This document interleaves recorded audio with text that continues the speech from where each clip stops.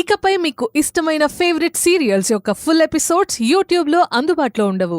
కేవలం సన్నెక్స్లో మాత్రమే ఫ్రీగా చూడొచ్చు. ఆ విషయం రోజాకి తెలిస్తే తనెందుకు జైలుకెళ్తుంది?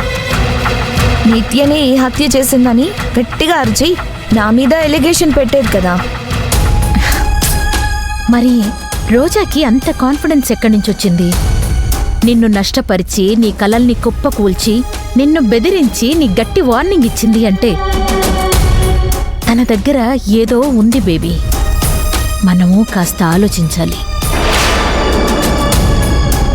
ఏదో ఒక పాయింట్ ఉండకపోతే రోజా అలా ఊరికే మాట్లాడదు. మామ్స్, నువ్వు అనవసరంగా ఆలోచిస్తున్నావు.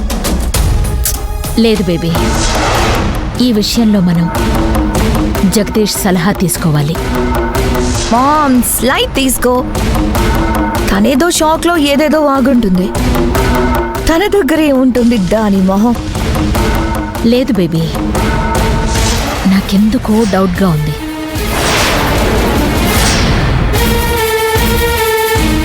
లాయర్ గారు, దయచేసి నా మాట వినండి. రోజాకి ఈ కేసుకి ఎటువంటి సంబంధం లేదు. తన తండ్రి అంటే తనకి ప్రాణం. తను కంటికి రెప్పలా చూసుకునేది సార్. కన్న తండ్రిని తనెందుకు చంపుకుంటుంది సార్? ప్లీజ్ సార్, రోజాకి ఎలాగైనా న్యాయం చేయాలి. ఒకసారి తన్ని కలవాలి సార్. తనకి బెయిల్ ఇప్పించండి సార్. ప్లీజ్ సార్, బెయిల్ రాకపోయినా ఒక్కసారి తన్ని కలవాలి సార్. తన్ని చూడాలి సార్. నేను తనకి ధైర్యం చెప్పాలి. మీకు దండం పెడతాను సార్. Hello hello